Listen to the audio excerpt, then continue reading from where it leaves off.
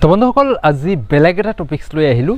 আজি সানডে, তো আজিৰ দিনটোত বহি থাকোঁতে হঠাৎ মনলৈ এটা কথা আহিল, অলপ বেলেগ ধৰণৰ টপিকস আজি আলোচনা কৰিম। বিভিন্ন সময়ত আপোনালোকক বিভিন্ন ধৰণে মটিভেশ্যন দিয়াৰ চেষ্টা কৰোঁ এইটো চেনেলৰ জৰিয়তে। তো আজি যিটো টপিকস লৈ আলোচনা কৰিম, টপিকসটোৰ বিষয়বস্তুটো কি, আচলতে মই এটা নাম ৰাখিছোঁ টপিকসটোৰ, যিটো হ'ল চৌকিদাৰ M.A। চৌকিদাৰ M.A বুলি আজি টপিকসটো লৈছোঁ। তো প্ৰথম পৰা শেষলৈ ভিডিঅ'টো চাই যাব আৰু আপোনালোকৰ মাজলৈ কিছু প্ৰশ্ন এৰি দিম আমি।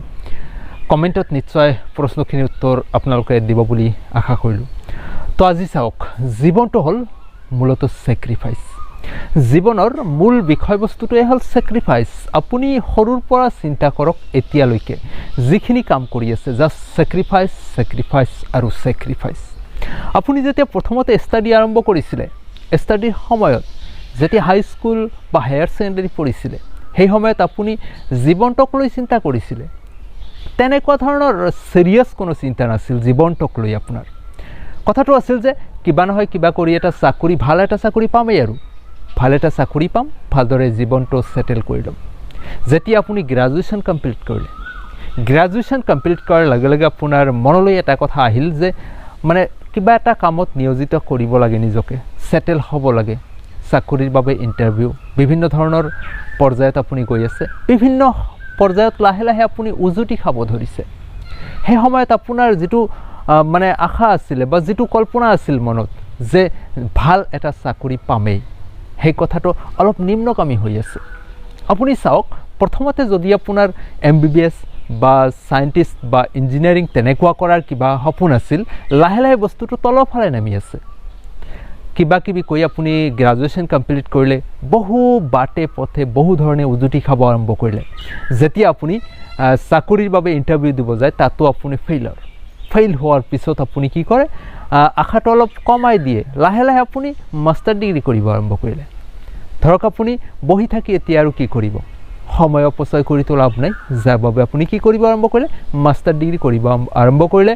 ডিষ্টেঞ্চতে হওক, ৰেগুলাৰতে হওক, আপুনি মাষ্টাৰ ডিগ্ৰী কৰি আছে, ইপিনে চাকৰিৰ বাবে ট্ৰাই কৰি আছে বিভিন্ন ধৰণে। মাষ্টাৰ ডিগ্ৰী কমপ্লিট হৈ গ'ল আপোনাৰ, কিন্তু আপুনি চাকৰি এটা পাবলৈ সক্ষম নহ'লে এতিয়ালৈকে।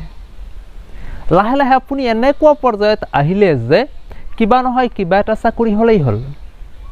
লাষ্ট পৰ্যায়ত আহি এনেকুৱা পৰিস্থিতি হ'ল আপোনাৰ যে আপুনি এটা চৌকিদাৰলৈ নামিবলৈ বাধ্য হৈছে।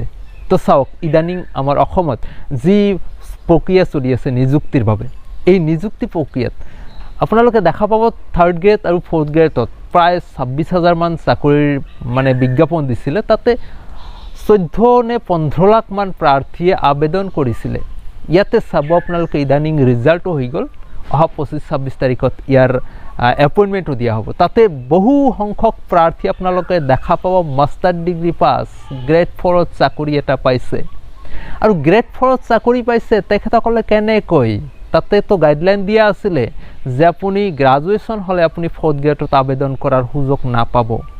তো নিশ্চয় তেখেতসকলে কি কৰিলে, এক্সচেঞ্জত নাম লগালে। কেনেকৈ নাম লগাইছে, নিজৰ যিখিনি ডকুমেণ্টছ কোৱালিফিকেশ্যন সেইখিনি হাইড কৰিছে, নিজৰ কোৱালিফিকেশ্যন হাইড কৰি পেলাই হায়াৰ ছেকেণ্ডাৰী বা 8 পাছ এনেকুৱা এটা ডকুমেণ্টছেৰে তেখেতসকলে এমপ্লয়মেণ্ট এক্সচেঞ্জত নাম লগাই কেনে নিজে চাকৰি এটা পাবলৈ সক্ষম হৈছে।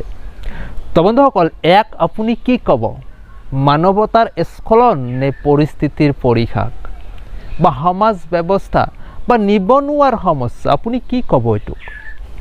মাষ্টাৰ ডিগ্ৰী কৰা এজন ব্যক্তিয়ে গ্ৰেড 4ৰ চৌকিদাৰ পোষ্টৰ বাবে আবেদন কৰিব লগা হয়, তাকো আকৌ নিজৰ যিখিনি কোৱালিফিকেশ্যন সেই চাৰ্টিফিকেটখিনি হাইড কৰি পেলাই।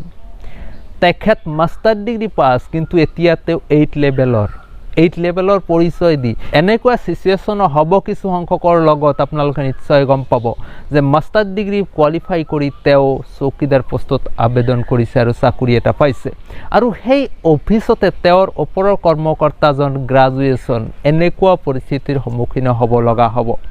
তো এনেকুৱা পৰিস্থিতিত আচলতে আপোনালোকে সন্মুখীন হ'লে আপোনালোকে কি কৰিব সেই সময়ত?